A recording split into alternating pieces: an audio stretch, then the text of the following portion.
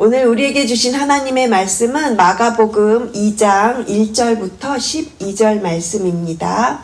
마가복음 2장 1절부터 12절 말씀, 제가 가지고 있는 신약성경 페이지 55페이지입니다. 마가복음 2장 1절부터 12절 말씀, 저희 같이 함께 소리를 내서 합독하겠습니다. 수일 후에 예수께서 다시 가버나움에 들어가시니 집에 계시다는 소문이 들린지라 많은 사람이 모여서 문 앞까지도 들어설 자리가 없게 되었는데 예수께서 그들에게 도를 말씀하시더니 사람들이 한 중풍병자를 4사람에게 메워 가지고 예수께로 올세 무리들 때문에 예수께 데려갈 수 없으므로 그 계신 곳에 지붕을 뜯어 구멍을 내고 중풍병자가 누운 상을 달아내리니 예수께서 그들의 믿음을 보시고 중풍병자에게 이르시되 작은 자야 내 죄사함을 받았느니라 하시니 어떤 서기관들이 거기 앉아서 마음에 생각하기를 그 사람이 어찌 이렇게 말하는가 신성모독이로다. 오직 하나님 한 분 외에는 누가 능히 죄를 사하겠느냐. 그들이 속으로 이렇게 생각하는 줄을 예수께서 곧 중심에 아시고 이르시되 어찌하여 이것을 마음에 생각하느냐. 중풍병자에게 내 죄사함을 받았느니라 하는 말과 일어나 내 상을 가지고 걸어가라 하는 말 중에서 어느 것이 쉽겠느냐. 그러나 인자가 땅에서 죄를 사하는 권세가 있는 줄을 너희로 알게 하려 하노라 하시고 중풍병자에게 말씀하시되 내가 내게 이르노니 일어나 내 상을 가지고 집으로 가라 하시니 그가 일어나 곧 상을 가지고 모든 사람 앞에서 나가거늘 그들이 다 놀라 하나님께 영광을 돌리며 이르되 우리가 이런 일을 도무지 보지 못하였다 하더라. 아멘. 죄사함을 받은 은혜, 이러한 제목으로 오늘 본문으로 말씀을 나누고자 합니다. 본문의 이야기는 예수님께서 다시 가버나움으로 돌아오신 후에 시작된 이야기입니다. 저희가 어제 마가복음 1장 말씀에서도 같이 보았는데요. 예수님께서 가버나움이라는 동네에서 그 귀신을 쫓아내시고 그리고 베드로의 장모를 치료하시고 나병 환자를 고치셨습니다. 어제 황선호 전사님 말씀 통해서 마가복음 1장 내용을 살펴보았죠. 예수님께서 새벽 미명에 기도하시고 그리고 또 나병을 고쳐주셨습니다. 그 일이 있고 나서 이제 수일 후에 예수님께서 다시 가버나움에 들어가셨습니다. 우리 1절 말씀을 다시 한번 읽겠습니다. 1절입니다. 수일 후에 예수께서 다시 가버나움에 들어가시니 집에 계시다는 소문이 들린지라. 예수님께서 병자를 고친다는 그 소문이 삽시간에 가버나움에 퍼졌습니다. 그 소문을 듣고 예수님께 들것에 실려서 한 중풍병자가 예수님께 와서 예수님께 고침을 받고 자신의 발로 걸어서 돌아가게 됩니다. 오늘 본문을 통해서 저희가 두 가지 말씀을 나누고자 합니다. 첫 번째는 간절한 소원을 가지고 예수님께 나아갔습니다. 중풍병자와 4사람들이 어떠한 자세로 예수님을 향해서 나아갔는지 우리가 첫 번째 간절한 소원을 가지고 예수님께 나아갔음을 알 수 있습니다. 가버나움에서 중풍병으로 고통받는 한 사람이 있었는데요. 그가 예수님에 대한 소문을 들었습니다. 그 사람은 중풍을 앓고 있어서 온 몸이 마비가 되어서 걸어갈 수 없었고요. 자신의 힘으로는 예수님께 나아갈 수가 없었습니다. 그래서 그는 정말 예수님을 만나고 싶었고 아마 그 간절함을 친구들에게 말했던 것 같습니다. 사실 본문에는 친구라는 표현이 없습니다. 4사람이라는 표현만 있는데요. 마태복음, 누가복음에도 같은 사건을 지금 소개하고 있지만 그곳에도 친구라는 표현은 없습니다. 4사람이라는 표현을 하고 있습니다. 그런데 우리는 이 사건에 대해서 중풍병자와 내 친구들이라고 부르는 그 호칭이 매우 익숙하시죠. 아마도 이 아픈 친구의 간절한 소원을 들어줄 수 있는 그런 관계가 남이 아닌 절친한 사이인 친구였던 관계로 그렇게 생각이 됩니다. 어쨌든 그들은 친구를 들것에 이렇게 친구를 실어서 예수님이 계신 가버나움의 집으로 갔습니다. 그런데 예수님이 계신 집에 가보니까 그곳에는 이미 수많은 사람들이 있었고요. 그 집에 들어갈 수가 없었습니다. 4절 보니까요. 무리들 때문에 예수께 데려갈 수 없으므로 그랬어요. 그렇다고 해서 그들은 실망하거나 포기하지 않았습니다. 언제 예수님을 다시 만날지 모르는 그런 상황이었기 때문에 이 중풍병자와 친구들은 그 예수님이 계신 집에 지붕을 뜯기로 했습니다. 지붕을 뜯어서라도 예수님을 만나야 되겠다라고 하는 그 간절함이 그들에게 있었던 것이죠. 저는 이 부분을 보면서 우리 교회가 지난 가을 영혼 구원을 위해서 간절히 기도로 나아갔던 그 모습을 다시금 생각해 보았습니다. 지난 가을 추수감사절 영혼 구원 초청잔치를 위해서 저희가 21일 기도를 하셨던 것 기억하시죠? 때로는 금식도 하시면서 그렇게 때로는 간절히 저희가 낮이고 밤이고 같이 기도했던 그 모습을 다시 한번 생각해 보았습니다. 마치 중풍병자와 이 네 친구들처럼 간절한 모습으로 저희가 그렇게 간절하게 기도했던 그 기도 하나님께서 분명히 기억하시고 우리의 기도를 그 하나님의 때에 분명히 이루어 주실 것을 믿습니다. 시편 37편 4절에서 5절 말씀을 보니까요. 또 여호와를 기뻐하라. 그가 내 마음의 소원을 이루어 주시리로다. 내 길을 여호와께 맡기라. 그를 의지하면 그가 이루시고. 오늘 우리에게도 이러한 간절한 소원이 있으십니까? 간절한 소원을 품고 예수님께 나아가며 오직 예수님만 바라보는 2024년도 되시기를 주님의 이름으로 축복합니다. 중풍병자와 내 친구들은 이렇게 간절한 마음으로 예수님께 나아갔습니다. 그리고 또한 두 번째 저희가 알아야 될 것은요. 예수님이 문제를 해결해 주실 것을 믿고 나아갔습니다. 이 중풍병자와 내 친구들은요. 예수님께 나가면 분명히 나을 수 있다라는 그런 간절함이 있었어요. 그래서 예수님을 믿고 나아갔습니다. 중풍병자가 예수님께 나올 때 정말 그 사람은 예수님만 믿으면 내가 고침받을 수 있겠다. 예수님은 그렇게 아픈 사람들을 고쳐주시고 귀신을 쫓아내신다고 하시는데 그 소문을 통해서 예수님을 그렇게 꼭 만나고 싶었던 거죠. 히브리서 12장 2절 말씀에는요. 믿음의 주여 또 온전케 하시는 이인 예수를 바라보자. 그는 그 앞에 있는 기쁨을 위하여 십자가를 참으사 부끄러움을 개의치 아니하시더니 하나님 보좌 우편에 앉으셨느니라.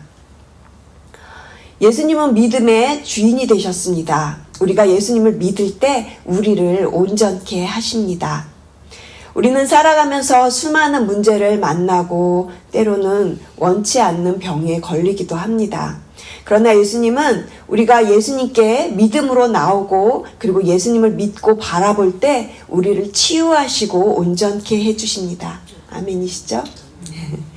중풍병자가 예수님께 고침을 받을 수 있었던 것은 예수님께 믿음으로 나왔기 때문입니다.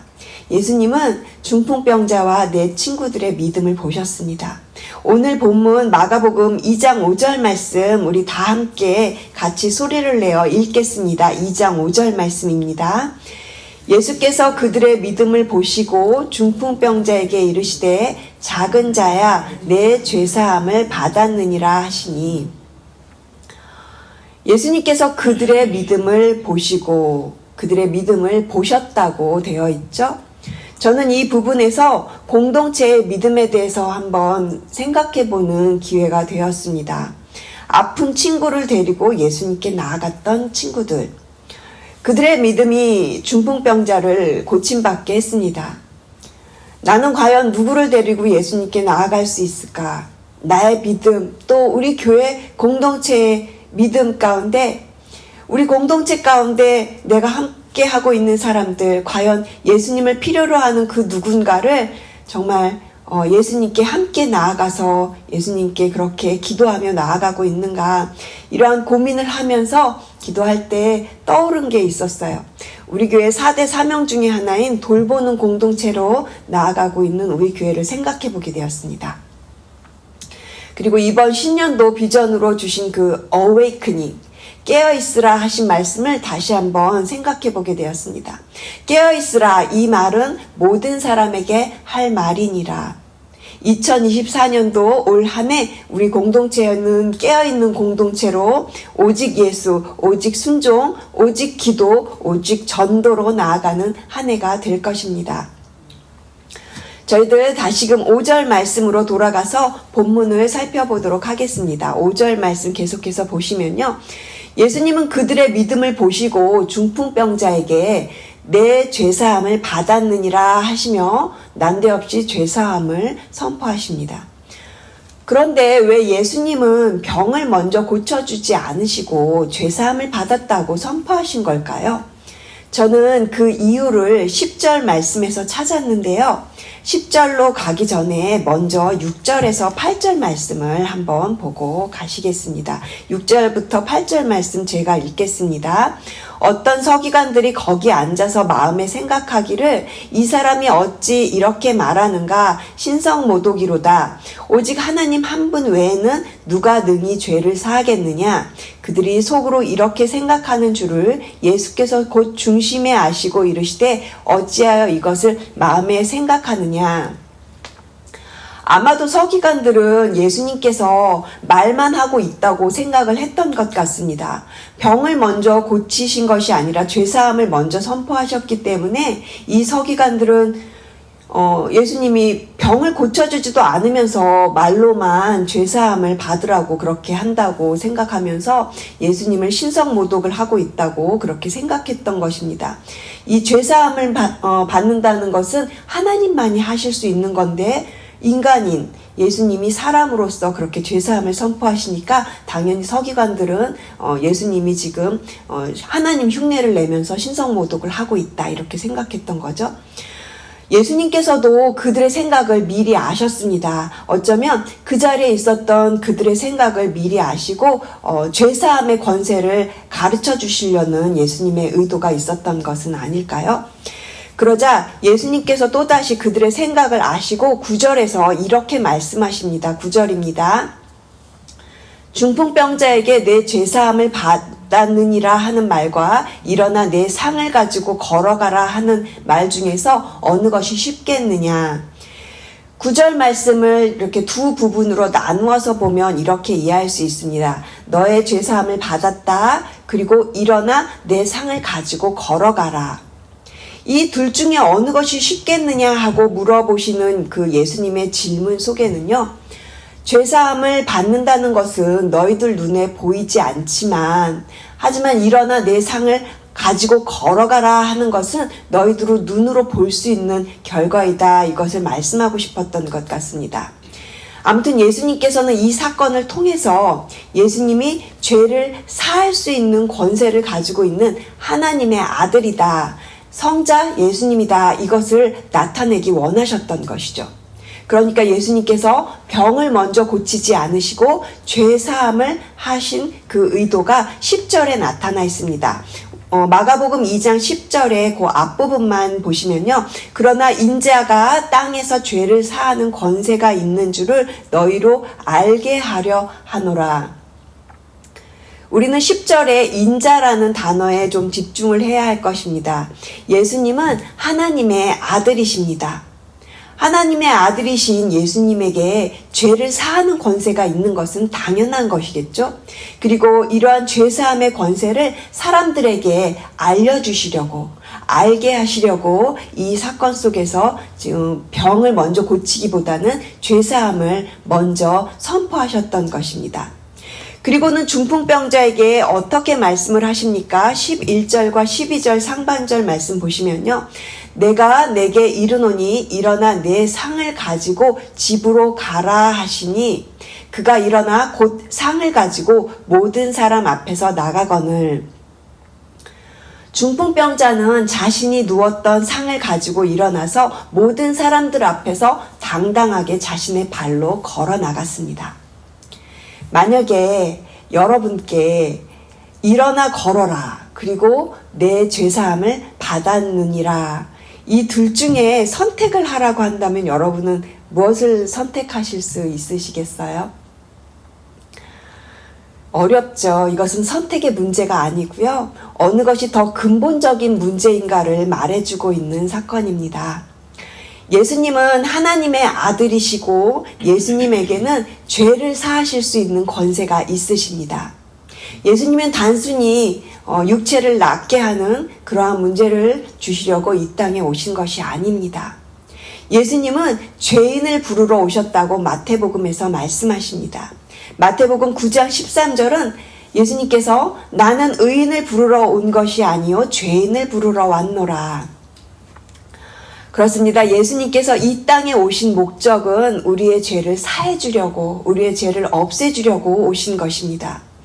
죄사함을 나타내는 단어 중에 리뎀션이라는 단어가 있습니다. 이 리뎀션이라는 단어는 대신 지불하다 이런 의미를 가지고 있어요. 예수님께서 인간의 그 죄의 값을 대신 지불하기 위해서 이 땅에 오신 것입니다. 예수 그리스도께서 십자가에서 죽으심으로 모든 인류의 그 죄의 값을 속량해 주셨다, 없어 주셨다, 대신 지불해 주셨다 이런 의미를 갖고 있는 리뎀션이라는 단어입니다. 내 죄사함을 받았느니라. 사랑하는 성도 여러분, 이것은 모든 사람들에게 주어진 선물이지만 이것은 믿음으로만 받을 수 있는 것입니다. 예수님은 중풍병자와 4명의 친구들의 그 믿음을 보시고 죄사함의 은혜를 허락해 주시고 고쳐주셨습니다. 예수님은 하늘과 땅을 지으신 하나님의 아들이십니다. 예수님은 우리의 모든 죄와 가난과 저주와 질병을 짊어지시고 우리의 또한 연약한 것을 친히 담당하셨습니다. 십자가에서 죽으심으로 우리의 죄를 용서하시고 우리에게 영원한 생명과 천국을 선물로 주신 분이 바로 예수님이십니다. 우리가 믿음으로 예수님을 바라보면 죄를 사해 주시는 그 은혜, 그것을 더불어서 우리의 문제도 해결받게 되고 우리의 그 문제가 하나님께서 해결해 주시는 그 은혜를 누리게 됩니다. 이러한 믿음으로 나만 믿고 하나님 앞에서 살아가는 것이 아니라 나와 가족들, 친구들, 이웃들, 우리의 사랑하는 지체들을 위해서 함께 기도하며 예수님께 함께 나아가시는 저와 여러분 되시기를, 우리의 공동체가 되시기를 주님의 이름으로 축복합니다. 함께 기도하시겠습니다. 하나님 감사합니다. 죄사함을 얻게 하는 믿음은 간절한 믿음이라는 것을 깨닫게 하심에 감사를 드립니다.